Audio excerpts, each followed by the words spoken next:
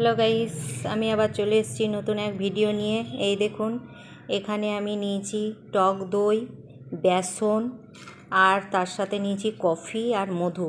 এটা আমি একটা ফেস প্যাক বানিয়ে আমি এখন মুখে এটা মাখবো। এটা ঠিক ক্রিমের মতন হয়ে গেছে। এটা আগে এই যে মুখটাকে ভালো করে ধুয়ে নিতে হবে। এই যে আমি ফেস ওয়াশ করে ভালো করে মুখটা ধুয়ে নিয়েছি। আগে মুখ থেকে গলা পর্যন্ত লাগিয়ে নিয়েছি। 15 মিনিট রাখবো।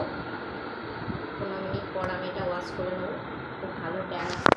আর একটা যেটা বলছিলাম, এর মধ্যে আপনারা লেবু অ্যাড করতে পারেন। লেবুটা যেহেতু আমার স্যুট করে না, ওই জন্য আমি স্কিপ করে গেছি।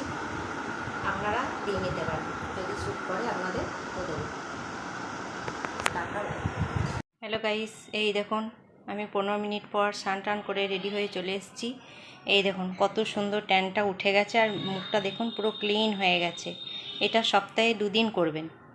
এরপর এই যে এটা হচ্ছে রোজ টোনার।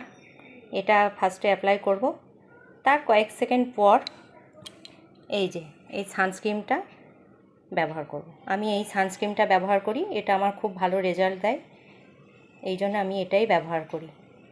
এটা হচ্ছে মোদি কেয়ারের সানস্ক্রিন, খুবই ভালো, আপনারাও ব্যবহার করে দেখতে পারেন, খুবই ভালো রেজাল্ট।